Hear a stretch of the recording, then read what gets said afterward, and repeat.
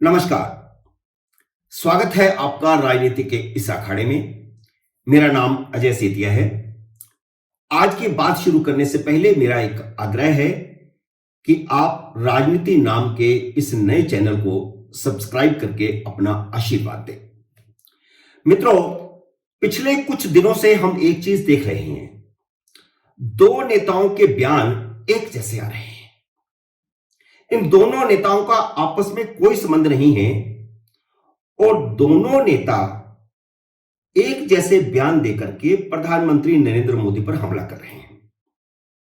इससे पहले राहुल गांधी ने जब भारत में लोकतंत्र बचाने के लिए अमेरिका और यूरोपियन देशों से मदद मांगी थी, तो अमेरिका और जर्मनी ने राहुल गांधी के पक्ष में बयान दिए थे।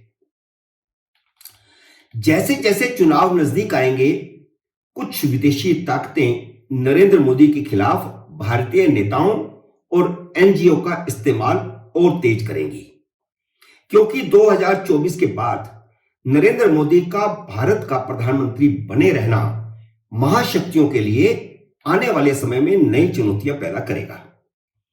इसलिए आपस में ध्रुव विरोधी अमेरिका और चीन नरेंद्र मोदी को प्रधानमंत्री पद से हटवाने के लिए एकजुट हुए हैं और हर तरीके से भारत के विपक्ष की मदद कर रहे हैं। क्योंकि इस बार चुनाव में विदेशी ताकतें इन्वॉल्व हो रही हैं, इसलिए 2024 का चुनाव इतना आसान नहीं होगा। आज हम उन दो नेताओं की पहले बात कर लेते हैं, उसके बाद आने वाले वीडियो में मैं साजिशों का कुछ और भंडाफोड़ भी करूंगा। और ये दो नेता कौन हैं जिन्होंने नरेंद्र मोदी पर एक जैसे हमले किए हैं? पहले नेता अरविंद केजरीवाल हैं, जिन्होंने हाल ही में प्रधानमंत्री की डिग्री पर सवाल उठाते हुए कहा था कि नरेंद्र मोदी को कुछ भी पता नहीं है, वे कुछ भी बोल देते हैं, विदेशों में जाकर वे भारत की खिल्ली उड़ाने वाली बातें करते हैं, इसलिए प्रधानमंत्री का पढ़ा लिखा होना जरूरी है ताकि कोई भी अधिकारी उन्हें मूर्ख न बना सके। इसके बाद सत्यपाल मलिक ने कहा कि नरेंद्र मोदी बहुत कम जानकारी रखने वाले प्रधानमंत्री हैं।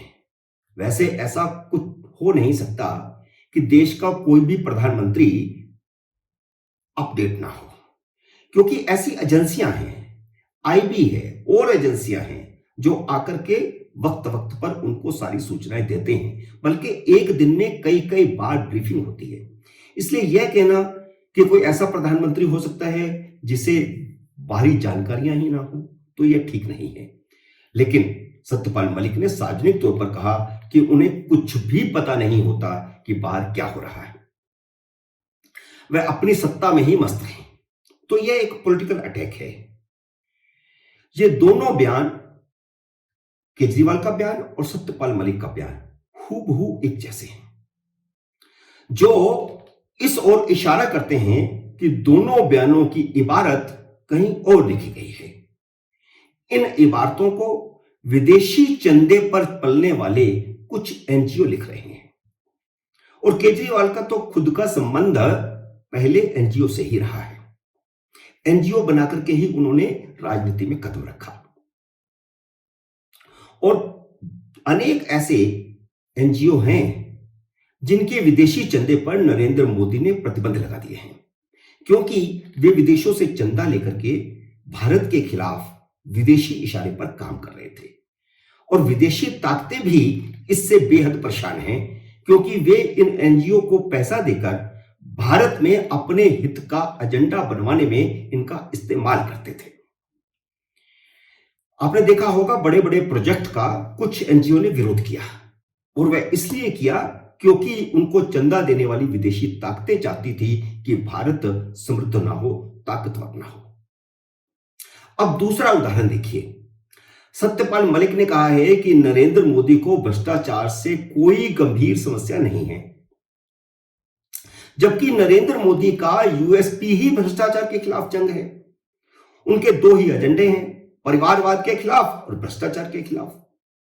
उनकी इस यूएसपी को खराब करने के लिए अरविंद केजरीवाल और राहुल गांधी पहले ही आरोप लगा चुके हैं कि गौतम अडानी के कारोबार में मोदी का करोड़ों रुपया लगा हुआ है। अब आम आदमी पार्टी ने तो यहां तक कह दिया कि लाखों करोड़ रुपया लगा हुआ है। पहले अरविंद केजरीवाल ने 42,000 करोड़ रुपए की बात कही थी और राहुल गांधी ने 20,000 करोड़ की बात कही थी।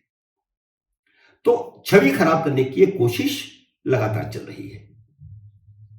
अब सत्यपाल मलिक ने ऐलान किया है कि 2024 के चुनाव में मोदी को हराने के लिए वह कांग्रेस की मदद करेंगे।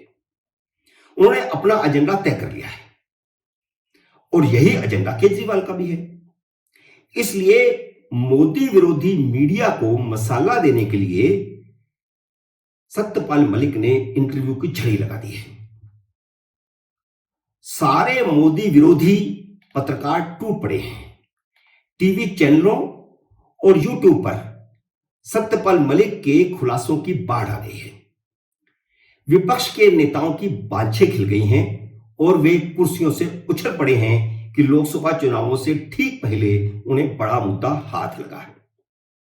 लेकिन सत्यपाल मलिक ने सिवा प्रधानमंत्री नरेंद्र मोदी पर लांछन लगाने के कुछ नया नहीं कहा है और प्रधानमंत्री मोदी पर लांछन लगाना उनकी पुरानी आदत में शुमार है। इसी तरह का एक लांछन लगाकर वे माफी भी मांग चुके हैं।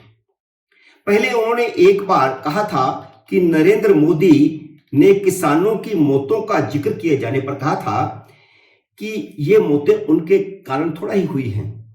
असल में यह किसान आंदोलन के समय की बात है। तब सत्यपाल मलिक का कहना है कि वे प्रधानमंत्री से मिलने गए थे और उन्होंने प्रधानमंत्री से कहा था कि बहुत सारे किसानों की मौत हो गई इस आंदोलन में। तो नरेंद्र मोदी ने कहा कि मेरे कारण थोड़ी हुई है। जब उन्होंने इस मुद्दे पर अमित शाह से बात की तो अमित शाह ने कहा था कि नरेंद्र मोदी का दिमाग खराब हो गया है। फिर इन दोनों बातों के लिए सत्यपाल मलिक ने न सिर्फ माफी मांगी बल्कि यह भी कहा कि उन्होंने झूठ बोला था। अब उनका ताजा आरोप यह है कि पुलवामा में हमला गृह मंत्रालय की गलती से हुआ था, क्योंकि अगर गृह मंत्रालय सीआरपीएफ को जम्मू से श्रीनगर तक एयरलिफ्ट करवा देता तो पुलवामा का हमला नहीं होता।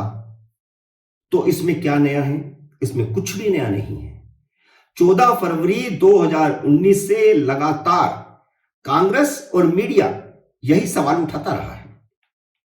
अभी 23 जनवरी की बात है जब दिग्विजय सिंह राहुल गांधी की भारत जोड़ो यात्रा के समापन समारोह में श्रीनगर गए थे, तब भी उन्होंने यही सवाल किया था।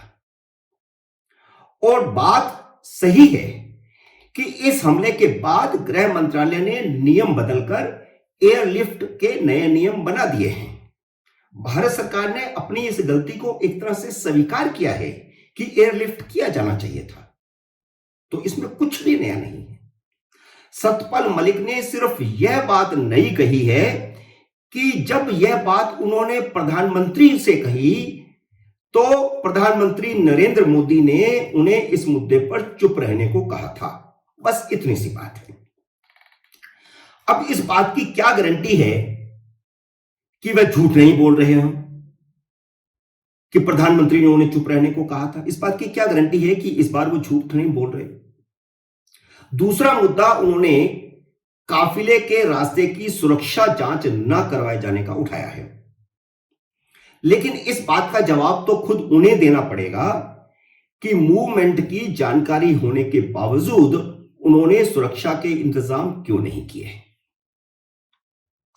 लापरवाही के लिए गृह मंत्रालय से ज्यादा तो वह खुद जिम्मेदार हैं।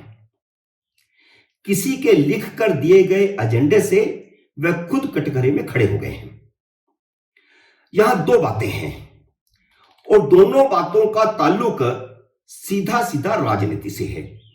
पहली बात यह है कि उन्होंने 2024 में भारतीय जनता पार्टी और नरेंद्र मोदी के खिलाफ कांग्रेस की मदद करने का ऐलान करने के बाद यह आरोप लगाया है, जो पहली नजर में ही झूठा प्रोपोगंडा लगता है और राजनीति लगता है, जो प्रधानमंत्री को चुनावों में बदनाम करने की अंतरराष्ट्रीय साजिश का हिस्सा है। दूसरी बात यह है कि उन्होंने उस समय के गृह मंत्री राजनाथ सिंह पर हमला किया है। यह शुद्ध रूप से उत्तर प्रदेश और राजस्थान की जातीय राजनीति का हिस्सा है। उत्तर प्रदेश और राजस्थान में जाटों और राजपूतों में हमेशा से 36 का आंकड़ा रहा है। राजस्थान विधानसभा चुनावों से पहले वह जाटों और राजपूतों की आपसी रंजिश को हवा देना चाहते हैं ताकि उसका कांग्रेस को फायदा हो। जाट एकजुट होकर के कांग्रेस के पीछे खड़े होंगे तो निश्चित रूप से उसको कांग्रेस का फायदा होगा। अब सवाल खड़ा होता है कि जिन प्रधानमंत्री नरेंद्र मोदी ने उन्हें राजनीति में पिटा हुआ होने के बावजूद राज्यपाल बनाया था, मैं पिटा हुआ इसलिए कह रहा हूं क्योंकि अपनी जिंदगी में वह सिर्फ 2 चुनाव जीते हैं, एक चौधरी चरण सिंह की कृपा से और दूसरा वीपी सिंह के कंधों पर सवार होकर।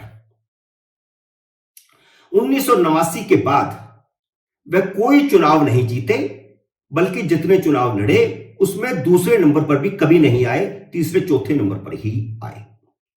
वह घाट घाट का पानी पीकर भारतीय जनता पार्टी में आए थे। पहले चौधरी चरण सिंह के साथ, फिर छलांग मार के वीपी सिंह के साथ, उसके बाद छलांग मारकर इंदिरा गांधी के साथ, और फिर इंदिरा गांधी को छोड़ करके फिर थोड़ा विश्राम करने के बाद भाजपा में। तो वह उन प्रधानमंत्री नरेंद्र मोदी के खिलाफ जहर क्यों उगल रहे हैं जिन्होंने उन्हें राज्यपाल बनाया था? यह सवाल आप सबके मन में भी आ रहा होगा। तो इसका कारण यह है कि वे नहीं चाहते थे कि जम्मू कश्मीर का गवर्नर रहते हुए उनकी ओर से मुकेश अंबानी और राम माधव पर लगाए गए आरोपों की जांच करवाई जाए। लेकिन नरेंद्र मोदी ने उपराज्यपाल से सीबीआई की जांच के आदेश करवा दिए, उपराज्यपाल से सिफारिश करवा दी और गृह मंत्रालय ने जांच के आदेश दे दिए। अब जम्मू कश्मीर के राज्यपाल पद से हटाए जाने के बाद उन्होंने ये आरोप लगाए थे। उनके आरोपों की सीबीआई ने जांच शुरू कर दी है, तो उन्होंने अपनी खाल बचाने के लिए केजरीवाल की तरह शोर मचाना शुरू कर दिया है।